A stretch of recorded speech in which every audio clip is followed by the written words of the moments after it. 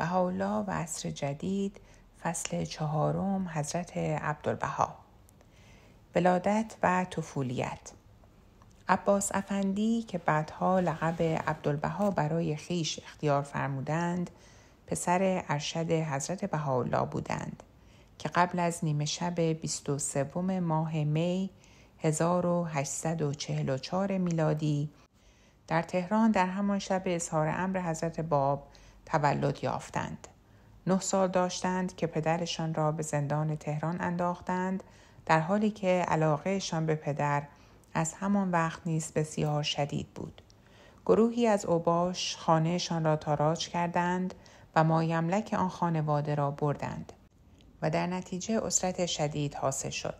حضرت عبدالبها حکایت فرمودند که چگونه یک روز اجازه یافتند به حیاط زندان رفته پدر محبوب خود را که روزانه چند دقیقه به خارج از محوطه زندان می آمدند ملاقات نمایند. هیکل مبارک به طوری تغییر یافته و مریض بودند که به زحمت حرکت می فرمودند. موی سر و محاسن آشفته و پریشان و گردن مبارک زیر فشار زنجیر سنگین آهنین آماس کرده و مجروح بود و قامت مبارک بر اثر سنگینی زنجیر خمیده و ناتوان گردیده بود. مشاهده این وضع ناگوار چنان تأثیری در روحیه آن طفل حساس گذاشت که هرگز فراموش نگردید. در نخستین سال اقامت در بغداد، یعنی 10 سال قبل از اظهار امر حضرت بهاءالله، شدت ذکا و فطانت حضرت عبدالبها که در آن موقع 9 سال داشتند، حضرتش را به این راز بزرگ رهنمون گردید که پدرشان همان موعودی هستند که بابی‌ها در انتظار ظهورش می باشند. و قریب 60 سال بعد آن حضرت لحظه‌ای را که این اعتقاد راسخ ناگهان سراسر وجودشان را فرا گرفت چنین توصیف فرمودند: من بنده جمال قدم هستم. در بغداد طفل بودم. در آن زمان و مکان القاء کلمه به من فرمودند. مؤمن شدم و به مجرد القاء آن کلمه خود را بر اقدام مبارکش انداختم و تضرع و استدعا نمودم که این یک قطره خون مرا به فدا در سبیلش قبول فرماید. کلمه فدا چقدر در مذاق من شیرین است. موهبتی اعظم از این برای من نه. چه عزتی اعظم از این است که این گردن برای او تحت سلاسل آید و این اقدام مغلول گردد و در سبیل محبت و امرش این جسد شرحه شود و یا به قعر دریا انداخته گردد. اگر به حقیقت محبان خالص او هستیم و اگر من خادم صادق او باشم، پس باید حیاتم را فدایش کنم و در آستان مقدسش جمیع وجودم را قربان نمایم. از آن زمان احبان ایشان را سرالله خطاب می کردند و این لقبی بود که حضرت بهاءالله به ایشان داده و معمولاً در طول اقامت در بغداد به این نام معروف شدند. در موقعی که حضرت بهاءالله برای مدت 2 سال به سلیمانیه تشریف بردند، ایشان رنجور و دلشکسته گشتند و تسلای عمدهشان عبارت از کتابت و حفظ الواح و آثار حضرت باب بود و بیشتر اوقات را در کنج خلوت به راز و نیاز و مناجات می‌گذرانیدند و چون سرانجام پدرشان مراجعت فرمودند، مالامال شعف و مسرت شدند. دوره جوانی. از آن زمان به بعد همواره ملازم حضور و گویی محافظ پدر بودند و با آنکه سناً در عنفوان جوانی بودند، آثار هوش و فراست و ذکاوت چندان در آن حضرت ظاهر که محیر عقول بود و خود وظیفه پرمشقت مذاکره و مصاحبه با نفوس کثیری را که برای ملاقات با پدرشان می آمدند بر عهده گرفتند. هرگاه آنها را به راستی طالب حقیقت می یافتند به حضور پدر بار می دادند و الا اجازه نمی دادند اسباب مزاحمت حضرت بهاءالله شوند. در بسیاری از مواقع برای جواب سوالات و حل مشکلات زائرین معین پدر بودند. مثلا موقعی که یکی از پیشوایان صوفیه موسوم به علی شوکت پاشا درباره حدیث معروف اسلامی کنتو کنزن مخفیاً شرح و تفسیری تقاضا کرد، حضرت بهاءالله به سرالله توجه فرموده نگارش تفسیر را به ایشان محول فرمودند و آن حضرت که در آن زمان 15 یا 16 سال بیشتر نداشتند فی‌الفور در طی لوح مهمی تفسیری چندان فصیح و ملیح مرقوم فرمودند که پاشا را به اعجاب واداشت. این لوح اکنون میان بهائیان منتشر است و حتی در میان اشخاص غیر بهایی معروفیت دارد. در این اوقات حضرت عبدالبها اغلب به مساجد تشریف می بردند و با علما و دانشمندان درباره مسائل علمیه و الهیه بحث می فرمودند. هرگز به دبستان یا مدرسه‌ای تشریف نبرده بودند و جز پدر معلمی نداشتند. تنها تفریح ایشان اسب سواری بود که از آن حظ موفور می بردند. پس از آن که حضرت بهاءالله در باغ رضوان خارج بغداد اظهار امر فرمودند، حضرت عبدالبها بیش از پیش نسبت به پدر به جانفشانی پرداختند. در طی سفر طولانی به استانبول شب و روز محافظ و نگاهبان پدر بودند و سواره همراه کجاوه پدر حرکت و از خیمه مبارک حراست می کردند و به قدر امکان پدر را از مباشرت به امور و مسئولیت‌های خانوادگی بی‌نیاز می ساختند. فی الحقیقه محل رجوع و اتکا و آسایش همه افراد خانواده بودند. در سالهای اقامت در ادرنه حضرت عبدالبها در نزد عموم عزیز و محبوب واقع گردیدند. همواره مشغول به تبلیغ و نزد کل به آقا مشهور بودند. در عکا وقتی همه آن جمعیت مبتلا به امراض حصبه و مالاریا و اسهال گردیدند، حضرت عبدالبها به نظافت مرزا و پرستاری و تغذیه و مراقبت حال آنها می پرداختند و دمی راحت و فراغت نداشتند تا آنکه قوا به تحلیل رفت و از پا در آمدند و خود نیز شدیداً مبتلا شدند و مدت 1 ماه ملازم بستر گردیده در معرض خطر قرار گرفتند. در عکا و ادرنه هم طبقات از حاکم گرفته تا گدای مسکین نهایت محبت و احترام نسبت به ایشان ابراز می داشتند. ازدواج. تفاصیل ذیل درباره ازدواج حضرت عبدالبها به وسیله یک مورخ ایرانی امر بهایی برای نگارنده نقل شده است. در ایام جوانی حضرت عبدالبها مسئله ازدواج مناسبی برای ایشان طبعاً بسیار مورد علاقه مؤمنین بود و خیلی از دوستان آرزو داشتند این تاج افتخار بر سر خانواده آنها گذاشته شود. ولی حضرت عبدالبها مدتها گذشت و تمایلی به امر ازدواج نشان ندادند و کسی حکمت آن را نمی‌دانست. بعدها معلوم شد دختری مقدر بوده است حرم حضرت عبدالبها گردد که ولادتش نتیجه عنایت و برکت حضرت باب به والدینش در اصفهان بوده. پدر این دختر میرزا محمد علی عموی سلطان الشهدا و محبوب الشهدا از خاندان جلیل و شریف اصفهان بود. میرزا محمد علی اولادی نداشت ولی زوجه‌اش آرزوی فرزند داشت. وقتی حضرت باب در اصفهان بودند، چون این موضوع به سمع حضرت باب رسید، مقداری از غذای خود را به میرزا محمد علی داده فرمودند با عیالش قسمت کند و با هم تناول نمایند.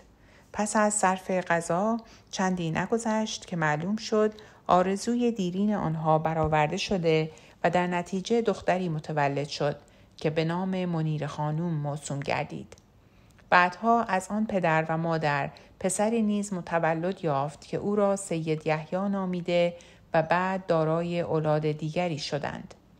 پس از چندی پدر منیر خانوم درگذشت، پسر عموهایش به حکم ظل السلطان و علما شهید شدند و آن عائله به علت بهایی بودن در معرض صدمات و مصائب شدیده قرار گرفت. در آن موقع حضرت بهاءالله اجازه فرمودند منیر خانوم و برادرش سید یحیی به عکا بیایند تا محفوظ بمانند. حضرت بهاءالله و حرم مبارک نواب که مادر حضرت عبدالبها بود چنان لطف و محبتی نسبت به منیر خانوم نشان دادند همه فهمیدند میل آنها این است که او حرم حضرت عبدالبها گردد و میل آنها میل حضرت عبدالبها نیز گردید و عواطف و محبت گرمی بین طرفین پدید آمد و چیزی نگذشت اقتران حاصل شد. این ازدواج با مسرت و سازگاری زایدالوصف توأم بود و از فرزندانی که متولد شدند 4 دختر از متاعب و سختی‌های دوره حبس طولانی جان سالم به در بردند و زندگانی آرام آنها در خدمت آستان الهی موجب گردید که همه دوستان و آشنایان آنها را به دیده تعزیز و تکریم بنگرند. مرکز میثاق. حضرت بهاءالله در موارد عدیده به اشاره اعلام فرمودند که حضرت عبدالبها بعد از صعود آن حضرت باید اداره امور امرالله را به دست گیرند. سالها قبل از صعود در کتاب اقدس این موضوع را تلویحاً بیان فرمودند و به مناسبت‌های مختلف به حضرت عبدالبها با عناوین مرکز میثاق و غصن اعظم و فرع منشعب از اصل قدیم خطاب می‌فرمودند. معمولاً آن حضرت را آقا می‌نامیدند و از افراد خانواده می‌خواستند که نسبت به آن حضرت رعایت احترام را بنمایند و در لوح وصیت یعنی کتاب عهد خود نیز دستورهای صریح فرمودند تا کل به آن حضرت توجه و اوامر آن حضرت را اطاعت نمایند. پس از صعود جمال مبارک حضرت عبدالبها مقام منصوص را که والدشان معین کرده بودند به عنوان مرجع امر الهی و مبین آیات الله احراز فرمودند، ولی بعضی از منتسبین و دیگران به نفاق برخاستند و نسبت به حضرت عبدالبها به همان ادابت و بغضایی قیام کردند که صبح ازل نسبت به حضرت بهاءالله کرده بود و سعی کردند در میان دوستان القاء شبهات و اختلاف نمایند و چون توفیق نیافتند بر آن شدند که بر ضد حضرت عبدالبها در نزد حکومت عثمانی به جعل مفتریات و اتهامات پردازند. حضرت عبدالبها نظر به دستور والدشان در صدد بودند که بر سفح جبل کرمل مشرف بر شهر حیفا بنایی بسازند که محل استقرار دائمی عرش مبارک حضرت باب گردد و همچنین شامل چند اتاقی برای اجتماع و احتفال احبا باشد. ولی دشمنان به اولیای حکومت چنان وانمود کردند که آن حضرت مشغول ساختن قلعه‌ای است تا خود و پیروانشان در آن متحصن شده در مقابل دولت به مقاومت پردازند و سعی کنند نواحی اطراف سوریه را تصاحب کنند. تجدید سجن جدید. در نتیجه این مفتریات و اتهامات بی اساس دیگر، حضرت عبدالبها و عائله‌شان که به مدت 20 سال معزون به آزادی رفت و آمد در اطراف عکا بودند، مجدداً در سال 1901 برای 7 سال دیگر شدیداً در داخل شهر عکا قلعه بند گردیدند. ولیکن این شدائد مانع از آن نشد که امر بهایی را در سراسر اروپا و امریکا انتشار دهند. آقای هوراس هولی درباره این دوران چنین می‌نویسد: نفوس از زن و مرد از هر نژاد و مذهب و ملت به حضور حضرت عبدالبها که در نظر آنها معلم و دوستی جلیل بود شتافته، چون مهمانان عزیز بر سفره آن حضرت می نشستند سؤال می کردند و پس از توقفی که از چند ساعت تا چند ماه امتداد می یافت با روحی شاد و خاطری راضی و قلبی نورانی به اوطان خود مراجعت می نمودند. به یقین می توان گفت هرگز جهان چنین خوان نعمت بیدریغی را به خاطر نمی آورد. در آن درگاه عقاید قشری، فرقه‌ای، هندیان محو و زائل می شد و تعصبات نژادی یهودیان و مسیحیان و مسلمان در نطاق طاق نسیان می افتاد و هر اسم و قراری جز ناموس محبت که قلوب و ارواح را متحد می ساخت در هم می شکست و به یمن شفقت و ائتلاف صاحب خانه منهدم و نابود می گردید. گویی بساط آرتور پادشاه معروف و میزگرد پذیرایی او تجدید شده بود. با این تفاوت که این پادشاه وقتی زنان و مردان را خلعت پیروزی می بخشید، آنها را با سیف بیان مرخص می فرمود، نه با شمشیر بران. در خلال این سالها حضرت عبدالبها با مؤمنین و طالبین حقیقت در جمیع اطراف عالم به مکاتبات بی حد و شمار پرداختند و صبایای مبارک و همچنین بعضی مترجمین و منشیان نیز در خدمت آن حضرت مشغول بودند.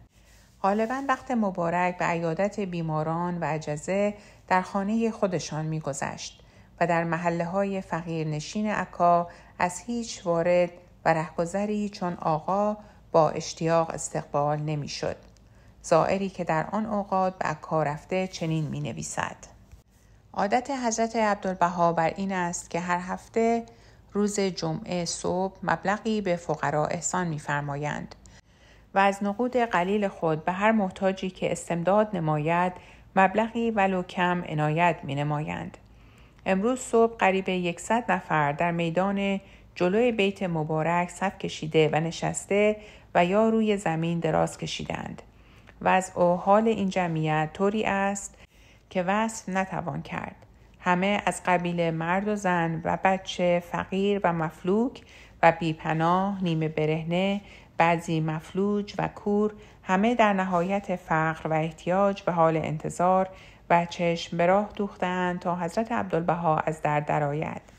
سپس هیکل مبارک از جلوی یکی یکی گذشته گاهی مختصر توقفی می‌فرمایند تا کلمه تسلی بخش و تشویق آمیزی بفرمایند. در دست هر نیازمندی که دراز شده سکه می‌گذارند و بر چهره طفلی از روی ملاطفت دست می‌کشند و در حین عبور دست پیرزنی را که محکم به دامن مبارک چسبیده در دست می‌گیرند و با چند پیرمرد با چشمان کم نور با کمال شفقت صحبت می‌فرمایند و از حال بیچارگانی که به علت ضعف مزاج برای گرفتن مؤونه حاضر نشده اند استفسار فرموده سهم آنها را با پیام محبت و همدردی می‌فرستند. احتیاجات شخصی حضرت عبدالبها بسیار جزئی بود. از صبح زود تا شب دیر وقت مشغول کار بودند. به 2 بعد غذای ساده در روز قناعت می‌فرمودند. در گنجه لباس آن حضرت تنها معدودی قلیل لباس‌های ارزان قیمت قرار داشت. مادام که دیگران در احتیاج بودند نمی‌خواستند زندگی مرفه داشته باشند. نسبت به اطفال و گلها و مناظر زیبای طبیعت تمایل و علاقه زیادی داشتند. هر روز در حدود ساعت 6 یا 7 صبح عموم افراد خانواده برای صرف چای در حضور مبارک جمع می شدند و در این اثنا اطفال کوچک به تلاوت مناجات می پرداختند. آقای تورتون چیس درباره این اطفال می نویسد: اطفال به این درجه از ادب و تواضع و حیا و هوش که در فکر یکدیگر بوده به آسانی نسبت به خواهش‌های بچگانه گذشت داشته باشند هرگز ندیدم. از مشخصات بیت مبارک در عکا سروری گلها بود که هر زائری خاطرات مطبوعی از آن با خود می برد. خانم لوکاس می نویسد: وقتی سرکار آقا رایحه گلها را استشمام می فرمایند واقعاً دیدن دارد. چنان صورت خود را در میان گلها فرو می برند که گویی عطر گلهای سنبل با ایشان حرف می زند. درست مانند آن است که برای خوب شنیدن یک آواز دلنواز تمام قوه سامعه خود را به کار می برند. هیکل مبارک دوست داشتند گلهای زیبا و معطر به زائرین متعدد خود عنایت فرمایند.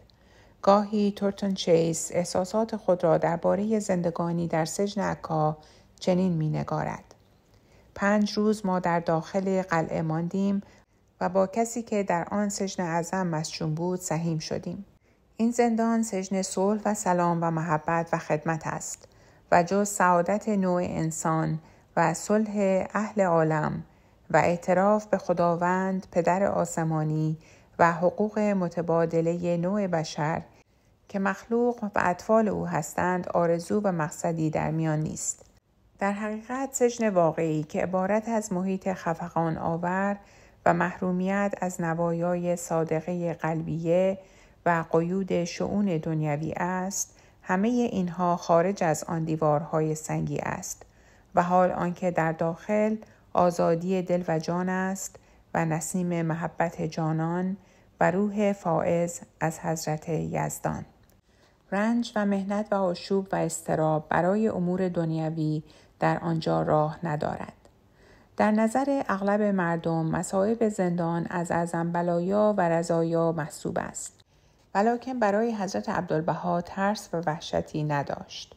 چنانکه از زندان چنین مرقوم فرمودند: لا تحزن من سجنی و بلایی لأن هذا السجن حدیقة الغنا و جنت المأوی و سریر سلطنت لی بین الورا و اما بلایی فی سجنی هو تاج لی و بهی افتخر بین الابرار. و نیز در اوقات آسایش و راحت و عیش و عشرت و صحت و عافیت و فرح و مسرت هر نفسی مرد میدان است. ولی اگر نفسی در اوقات سختی و محنت و بلا و رنج و عنا مسرور و شادمان باشد، آن دلیل بر علو همت و شرافت منزلت اوست. هیئت‌های تفتیشیه در سالهای 1904 و 1907 هیئت‌هایی از طرف دولت عثمانی تعیین و اعزام شدند تا درباره اتهامات علیه حضرت عبدالبها تحقیق نمایند و شهود کاذب نیز بر ضد ایشان مطالبی اظهار نمودند. ولی حضرت عبدالبها در عین آنکه اتهامات و مفتریات آنها را رد نمودند، آمادگی کامل خود را برای قبول هر گونه رأیی که از محکمه صادر شود اعلام فرموده بودند.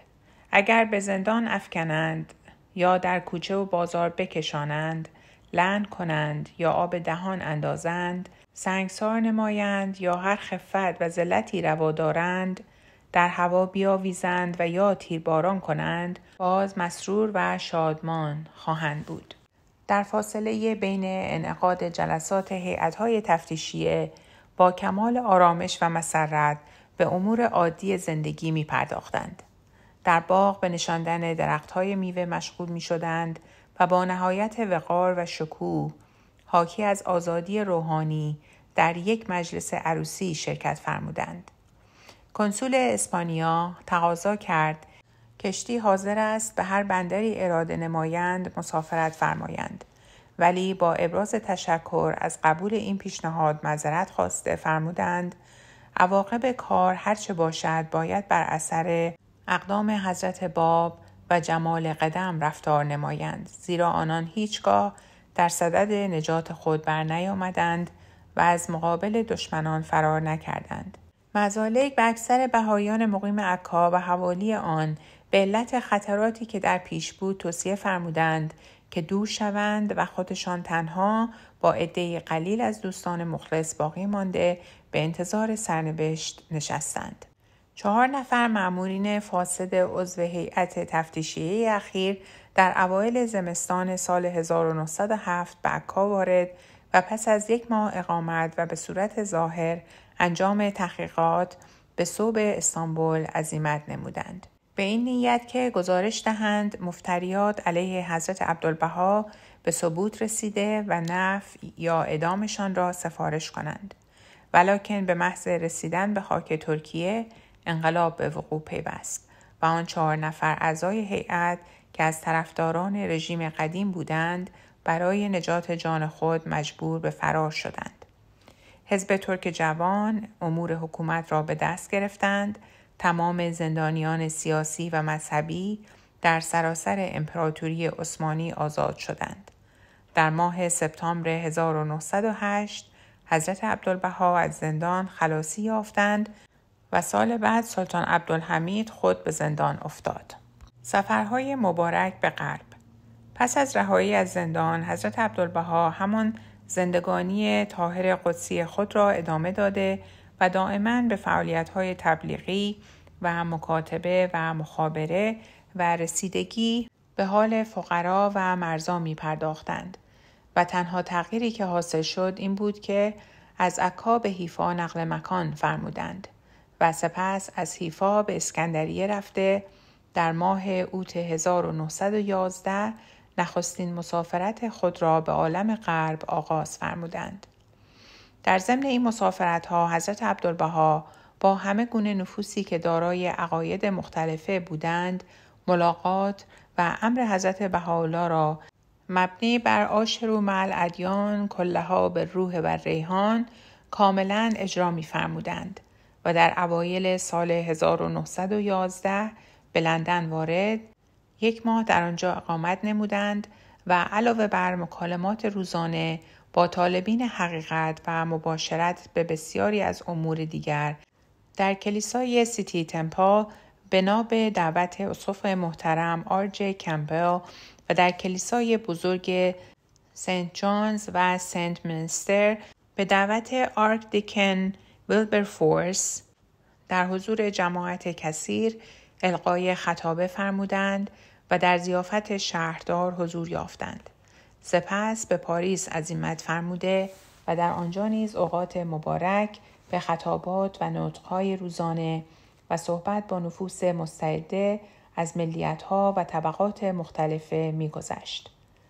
در ماه دسامبر به مصر مراجعت فرمودند و در بهار سال بعد به استدعای مکرر احبای امریکا به صوب ایالات متحده عزیمت فرموده در ماه آوریل 1912 به نیویورک وارد شدند و در طی 9 ماه از ساحل شرقی تا ساحل غربی آمریکا مسافرت فرموده با همه گونه نفوس از محصلین دانشگاه، سوسیالیست ها، مورمن ها، یهودیان، مسیحیان، زنادقه و اسپرانتیست ها صحبت فرموده و نیز در مجامع طرفداران صلح و کلوب های افکار جدید و جمعیت های طرفدار حقوق نسوان و کلیساهای مذاهب مختلفه مسیحی خطاباتی بلیغ مناسب ذوق و استعداد حاضرین ایراد فرمودند. در 5 دسامبر با کشتی به طرف انگلستان حرکت فرموده 6 هفته در آنجا اقامت کرده و از شهرهای لیورپول، لندن، بریستول و ادینبورگ دیدن فرمودند. در ادینبورگ خطابه مهمی در مجمع اسپرانتیست ها ایراد نموده و ضمناً فرمودند که احبای شهر را به یاد گرفتن زبان اسپرانتو تشویق کردند تا به این وسیله میان شرق و غرب بیشتر تفاهم حاصل گردد.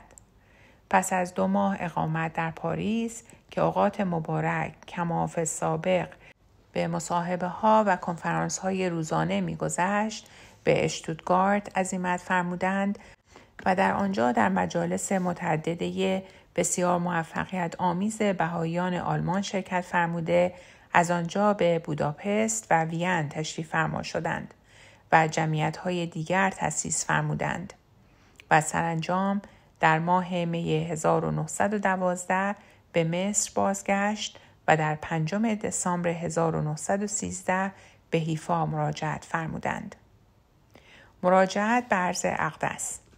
در این موقع سن مبارک به 70 رسیده و از صدمات و مشقات این مسافرت‌های طولانی در مغرب زمین هیکل جسمانی فرسوده و قوا به تحلیل رفته بود. روزی پس از مراجعت از این سفرها بیانات تأثرانگیز زیر را خطاب به یاران فرمودند. ای احبا، وقتی می آید که از بین شما مفارقت می کنم. آنچه باید بکنم کردم. تا اندازه‌ای که قوه داشتم به امر حضرت بهاءالله خدمت کردم. شب و روز در مدت حیات آرام نگرفتم. بی نهایت آرزومندم ببینم احبای عزیز مسئولیت امر مبارک را به عهده می‌گیرند. هنگام ندا به ملکوت ابها است. امروز روز روح و ریحان احباء الله است. تمام قوای جسمانی خود را صرف نمودم و روح حیات من بشارت وحدت اهل بهاست. آذان خود را به خاور و باختر به جنوب و شمال متوجه داشتم تا از آهنگ محبت و الفتی که در مجامع احبا بلند می شود لذت برم. ایام حیات من معدود است و دیگر سروری از برای من نمانده. خیلی آرزو دارم ببینم احبا مانند سلسله لعالی درخشنده و نجوم منیر و اشعهی ساطعی شمس و غزالان یک مرغزار متحد کردند. عندلیب غیبی از برای آنها متغنی است، گوش دهند، طیر بهشتی مترنم است و از آن غفلت ننمایند. ندای ابرها بلند است، به استماع بشتابند. منادی میثاق دعوت می کند اطاعت نمایند. خیلی مترصد و مشتاق حصول بشاراتم که بشنوم احبا مجسمه خلوص و صداقت و محبت و دوستی و روح و ریحانند. آیا بدین وسیله احبا قلب مرا مسرور نمی دارند؟ آیا آرزوی قلب را متحقق نمی سازند؟ آیا به میل من رفتار نمی نمایند؟ آیا اشواق قلبیه مرا به موقع اجرا نمی گذارند؟ آیا به ندای من گوش نمی دهند؟ من منتظرم و با کمال صبر منتظرم. دشمنان امر بهایی که با ریختن خون حضرت باب و سرگونی حضرت بهاءالله از موطن خویش و مسجونیت مادام الحیات و واقعی صعود آن حضرت قوه قلب یافته بودند، اینک از نقاهت و ضعف جسمانی حضرت عبدالبها پس از مراجعت از مسافرت‌های مغرب زمین بار دیگر مشعوف و امیدوار شدند. ولی مجدداً امیدشان مبدل به یأس شد، چون دیری نگذشت که حضرت عبدالبها مجدد به مکاتبه پرداختند، از جمله چنین مرقوم فرمودند: البته جسد عنصری و قوای بشری تحمل این مشقت مستمری ننماید، ولی اون و صون حضرت مقصود نصیر و ظهیر عبدالبهای علیل و ضعیف بود. بعضی میگویند که عبدالبها مشرف بر وداع است و قوای او رو به انحطاط و ناتوانی. لحاظا عنقریب این عوارض سبب خاتمه زندگانی گردد. نه چنان است الحمدلله.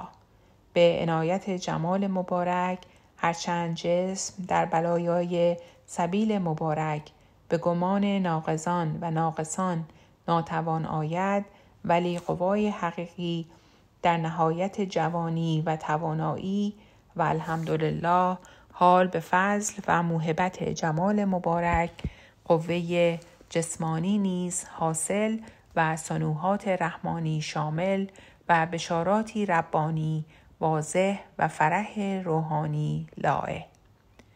چه در زمان جنگ اروپا و چه بعد از آن، حضرت عبدالبها در خلال مشغولیات و گرفتاری‌های بیشمار مکاتیب عدیده مهم و الهام بخشی صادر فرمودند که پس از افتتاح مجدد باب ارتباط و مخابرات احبا را در سراسر دنیا به جذبه و شور و همت جدیدی در سبیل خدمت به امر دلالت و ترغیب نمود و بر اثر الهام و نفوذ این مکاتیب امر الهی با قدم‌های سریع پیش رفت و انتشار یافت و در همه جا آثار قوت و قدرت آیین رحمانی مشهود و نمایان گشت.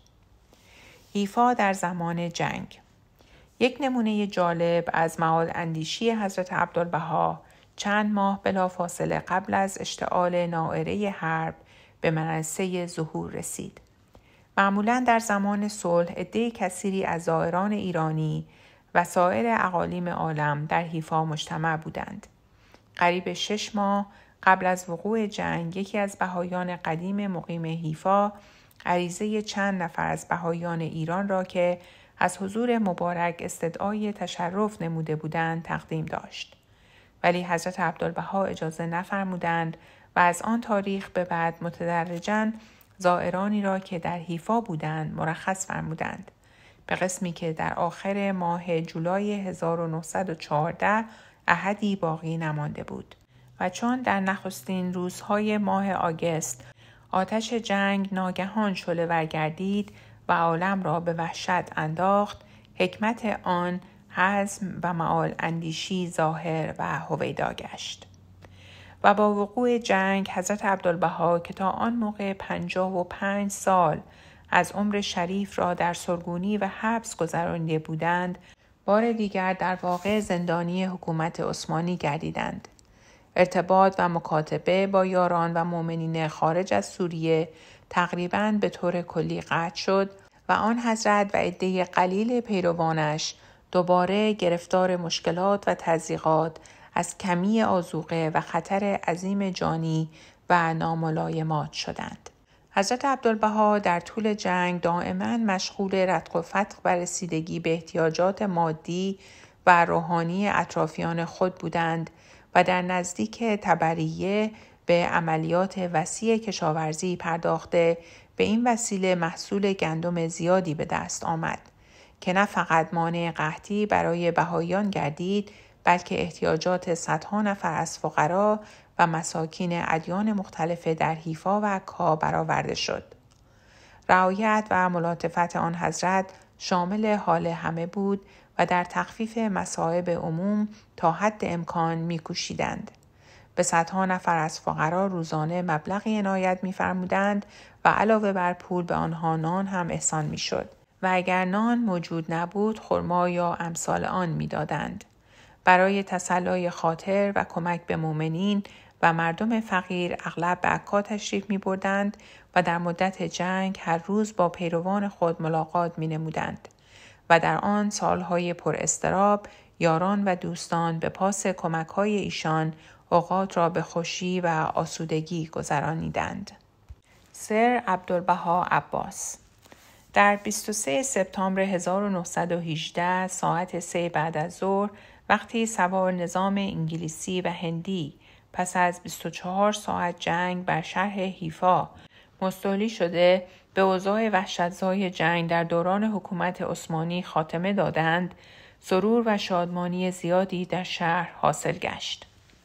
از اولین روزهای اشغال انگلیسی عده زیادی از سربازان و مامورین دولتی از جمیع طبقات حتی صاحبان مناصب عالیه برای ملاقات و مذاکره و استفاده از محضر نورانی واسع نظر و حدت بصیرت حضرت عبدالبها شرفیاب می شدند و از خصائل و آداب عالیه و مهربانی و مهمان نوازی ایشان بهره می گرفتند و اولیای امور دولت چنان از صفات حمیده و مجهودات عظیمه ایشان که به نفع صلح و آشتی و سعادت حقیقی ملت اعمال می شد متأثر و خوشنود شدند که نشان امتیاز از طرف امپراتوری انگلستان به ایشان تقدیم گردید و مراسم آن در روز 27 آوریل 1920 در باغ حکمران نظامی حیفا به عمل آمد.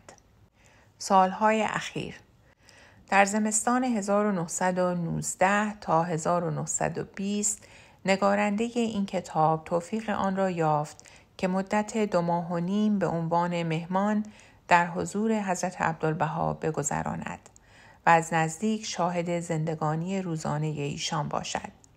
در آن زمان هرچند سن مبارک 76 سال بود، مع بنیه بسیار قوی و کارهایی را که روزانه انجام می‌دادند فوق تصور بود. هرچند گاهی خستگی عارض می‌شد ولی با قدرت عجیبی صحت و عافیت خود را باز می‌یافتند و همیشه آماده خدمت به کسانی بودند که به آن احتیاج بیشتری داشتند. حوصله بی حد و حصر و لطف و رفعت و ملاطفت و روح سازش و بردباری محضر مبارکش را منبع فیوضات ساخته بود. بر حسب عادت هر شب مدت درازی را به دعا و مناجات می‌گذرانیدند. از فجر تا شام به جز اندک استراحت بعد از ظهر متصلاً به خواندن و جواب نوشتن عرایض واصله از کشورهای متعدد و تمشیت امور کثیره امرالله و بیت مشغول می‌شدند. بعد از ظهرها معمولاً قدری فراغت یافته سواره یا پیاده کمی رفع خستگی می‌فرمودند.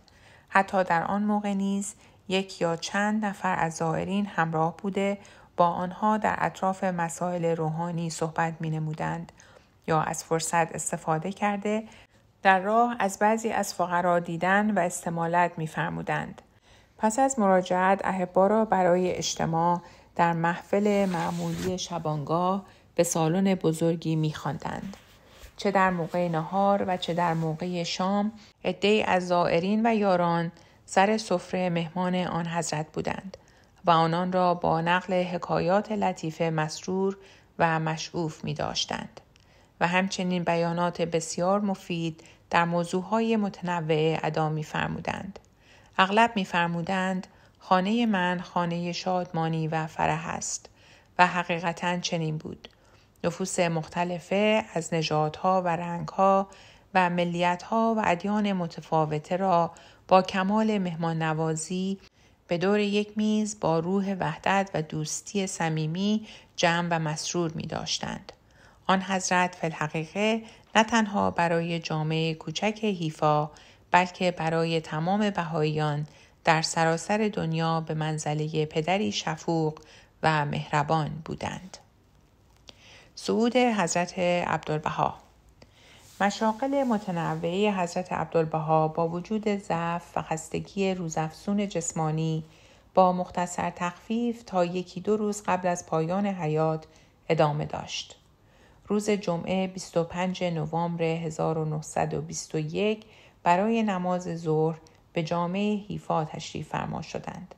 سپس با دست خود بر طبق معمول وجوهی به فقرا عنایت فرمودند. پس از نهار چند لوح دیکته نمودند و مختصر استراحتی فرموده در باغ به قدم زدن مشغول و با باغبان صحبت فرمودند. شبانگاه پس از اظهار تبریک و نصایح مشفقانه به خادم محبوب و با وفای عائله مبارکه که همان روز عروسی کرده بود در محفل معمولی احبا در سالن بیت حضور یافتند. هنوز 3 روز نگذشته بود که در روز دوشنبه 28 نوامبر ساعت 1:30 صبح چنان با آرامش صعود فرمودند که 2 صبیه مبارک که در کنار بستر مراقب بودند تصور می‌کردند به آرامی به خواب رفتند. این خبر مولم به زودی در سراسر شهر اشتهار یافت و به وسیله تلگراف به جمعی نقاط عالم مخابره شد و صبح روز بعد سه‌شنبه 29 نوامبر مراسم تشییع جنازه به عمل آمد. تشییع جنازه‌ای بود که حیفا و فلسطین نظیر آن را ندیده بود. تأثیرات و احساسات قلبی عموم چنان عمیق بود که هزاران نفر تشییع کنندگان را که از مذاهب و نژادها و السنه مختلف بودند در این مراسم گرد هم آورده بود. مندوب سامی سر هربرت ساموئل، حاکم قدس شریف، حاکم فنیقیه، سران عمده حکومت، کنسولهای دول مختلفه، اهالی حیفا، رؤسای طوائف مختلف مذهبی، اشراف فلسطین از کلیمی، مسیحی، مسلمان، درزی، مصری، یونانی، ترک و کرد و جمعی از احبای امریکایی و اروپایی و احبای محلی از رجال و نساء و اولاد آنها از تمام طبقات تقریباً 10,000 نفر در تعزیت محبوب عزیزشان شریک و سهیم بودند. کل به یک آواز فغان می نمودند: ای خدا، ای خدا، پدر ما از ما مفارقت نمود. این جمع کثیر در نهایت آرامی از پیچ و خمهای کوه کرمل تاکستان الهی بالا می رفتند. بعد از 2 ساعت به باغچه مقام اعلی رسیدند. چون این جمع کثیر حول عرش مقدس جنب مقام اعلی گرد آمدند، نمایندگان فرق مختلفه اسلامی، مسیحی و یهود با قلبی پر از آتش محبت عبدالبها، بعضی بالبداهه و برخی با تهیه سابق نطق‌ها و خطابات مؤثری در تودیع ایراد نمودند و آخرین عواطف بندگی و ودا را در ساحت یگان محبوب خود اظهار داشتند و چنان در ستایش و تقدیس آن مربی واقعی و آشتی دهنده نوع بشر در این عصر پرآلام و محن متحداً زبان گشودند که دیگر برای احبا مجال تکلم نماند. 9 نفر از ناطقین که همه آنها از نمایندگان عمده جوامع اسلامی، مسیحی و کلیمی بودند، با عباراتی بلیغ و احساساتی رقیق به اظهار محبت و تمجید حیات مقدس و مجید مبارکی که خاتمه یافته بود زبان گشودند. سپس عرش مبارک با کمال آرامی و وقار در ضریح مقدس و ساده خود قرار داده شد. بدیهی است این تجلیل جلیل به خاطر کسی بود که تمامی حیات شریفش را برای اتحاد ادیان و اجناس و السنه فدا کرده بود و این تجلیل دلیل بر آن بود که زحمات دوره حیات آن حضرت بی اثر نبوده و نوایای حضرت بهاءالله که نه فقط الهام بخش قلب بلکه در سراسر حیات آن حضرت مجسم بود، در ارکان جهان شروع به نفوذ نموده و حدودات و قیودات حزبی و طبقاتی را که قرنها میان مسلمین و نصاری و یهود و مذاهب و ملل مختلفه دیگر جدایی افکنده و افراد عائله انسانی را از هم دور ساخته از میان بردارد. آثار و خطابات مبارکه. آثار حضرت عبدالبها بسیار زیاد و اغلب به صورت مکاتیبی است که به عنوان احبا یا سائلین و پژوهندگان صادر شده است. بسیاری از نطق‌ها و خطابات مبارک نیز ثبت شده و تعدادی از آنها به چاپ رسیده است. از هزاران زائر و مسافری که در عکا و حیفا به زیارت حضرتش مشرف شده اند، عده کثیری احساسات خود را به رشته تحریر درآورده و بسیاری از این خاطرات اکنون به صورت مطبوع موجود است. تعلیمات آن حضرت از این جهت به طور کامل ضبط شده و شامل مواضیع متعدد و متنوع است. در حل بسیاری از مسائل شرق و غرب بیش از پدر بزرگوارشان به شرح و بحث پرداخته و اصول و مبادی کلی حضرت بهاءالله را به تفصیل تبیین فرمودند. بسیاری از آثار آن حضرت هنوز به هیچ یک از زبانهای غربی ترجمه نشده است، ولی از آنچه موجود است میتوان معرفت عمیق و کامل به مهمترین اصول و تعالیم آن حضرت حاصل نمود. حضرت عبدالبها به زبانهای فارسی و عربی و ترکی تکلم می‌فرمودند. در مسافرت‌هایشان به مغرب زمین، نطق‌ها و خطابات عموماً ترجمه می‌شد و معلوم است که در ضمن ترجمه مقدار زیادی از لطافت و فصاحت و قدرت خود را از دست می‌داد. مزالک کلمات و بیانات چنان توأم با قدرت و هیمنه روح بود که در هر شنونده تأثیر شدید می‌کرد. مقام حضرت عبدالبها. مقام فریدی که جمال مبارک به حضرت عبدالبها تفویض فرموده اند به شرحی است که در این آیه از کتاب اقدس نازل گردیده است. اذا غیض بحر الوصال و قضی الکتاب المبدأ فی المعال توجهوا الی من ارادة الله الذی انشأ من هذا الاصل القدیم و نیز ارجعوا ما لا عرفتموه من الکتاب الی فرع المنشأ من هذا الاصل القدیم. حضرت عبدالبها خود چنین مرقوم فرمودند. حضرت بهاءالله به اثر قلم اعلی کتاب عهد مرقوم فرمود و به نص کتاب اقدس مرکز میثاق را مبین کتاب فرمودند که از اول ابتدا تا یومنا هذا در ظهور مظاهر مقدسه چنین عهد محکم متینی گرفته نشده. همان عبودیت صرفه حضرت عبدالبها در قیام به انتشار امر حضرت بهاءالله در شرق و غرب عالم باعث شد که گاه بهائیان درباره مقام آن حضرت دچار ابهام و سرگردانی شوند. روح قدسی که در کلمات و اعمال آن حضرت متجلی بود و قوای نافذه ملکوتی که از آن حضرت تراوش می کرد و معتقدات تقلیدی را در هم می شکست، بعضی بهائیان را به این تصور انداخت که با تشبیه حضرت عبدالبها به مظهر ظهور الهی و با ستایش ایشان به عنوان رجعت مسیح نسبت به آن حضرت ادای احترام کنند و حال آنکه هیچ چیز آن حضرت را به این درجه مغموم نکرد، زیرا ملاحظه می نمودند که آن نفوس درک نمی کردند که توانایی آن حضرت در توفیق خدمت به امر حضرت بهاءالله ناشی از صفای مرآتی است که متوجه شمس حقیقت است، نه آنکه آن حضرت ذاتاً آن شمس باشند. به علاوه برخلاف ظهورات سابقه، شریعت حضرت بهاءالله بالقوه دارای قدرت یک جامعه جهانی انسانی است. در طول رسالت حضرت عبدالبها که از سال 1892 تا 1921 طول کشید، امر بهایی مراحل متتابعه رشد و توسعه را به سوی یک نظم حقیقی جهانی پیمود. این رشد و توسعه محتاج راهنمایی و دستورات مخصوص حضرت عبدالبها بود و تنها آن حضرت بودند که از فیوضات قوه جدید الهامی که در این عصر برای سراسر عالم نازل شده آگاهی داشتند.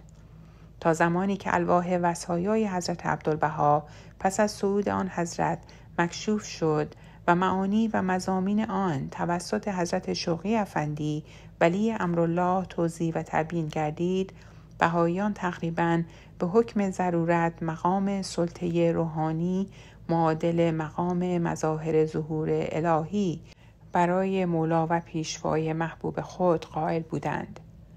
حالیه اثری از آن تصور که ناشی از شور و جذبه بین بهائیان ساده دل بود در جامعه بهایی وجود ندارد و با درک صحیح‌تر و بیشتر اسرار فدویت و عبودیت بی‌نظیر آن حضرت، امروزه بهائیان می توانند بیش از پیش از روی آگاهی و بصیرت موقعیت فرید رسالت حضرت عبدالبها را تشخیص داده بشناسند.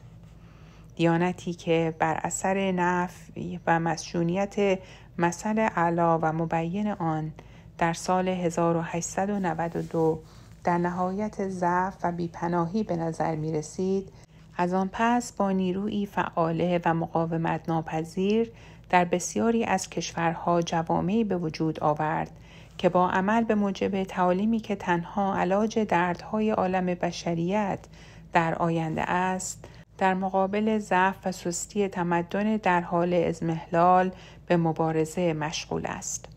در نفس الواح وصایای حضرت عبدالبها با کمال وضوح سر مقامات حضرت باب و حضرت بهاءالله و خود آن حضرت مکشوف است.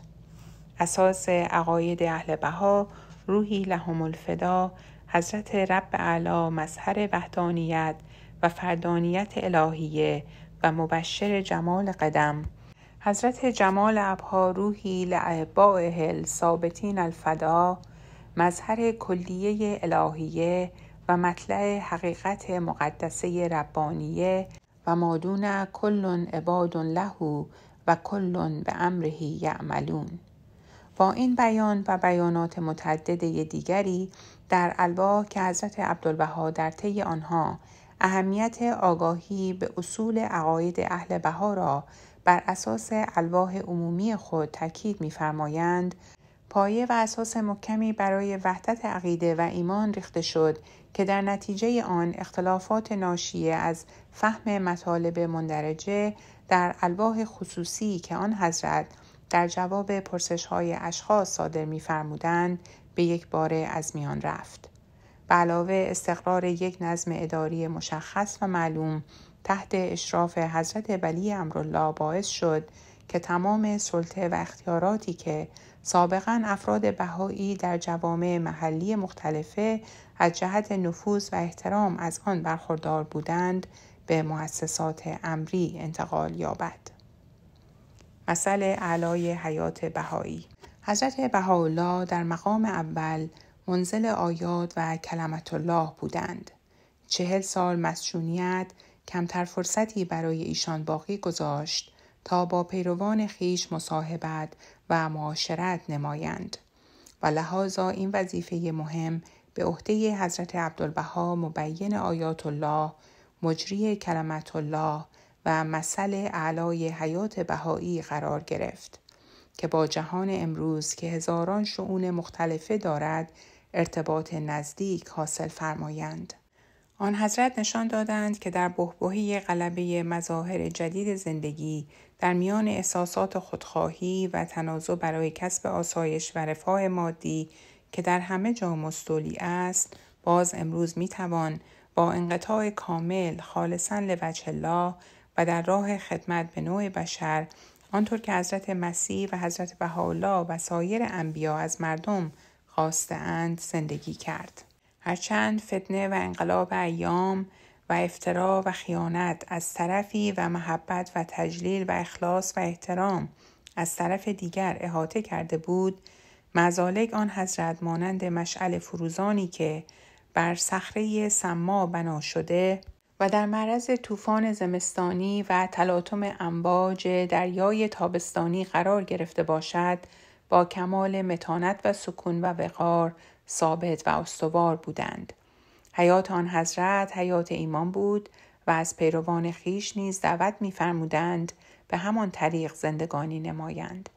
در دنیای پرآشوب رعایت وحدت و صلح و سلام و علم عصر جدید را برافراشتند و به کسانی که به پشتیبانی قیام کنند به تأییدات روح الهی در یوم جدید وعده فرمودند. این همان روح القدس است که پیغمبران و مقدسین سلف را الهام بخشیده، ولی امروز به مقتضای احتیاجات زمان ما دارای فیوضات جدیده بی حد و حصر است.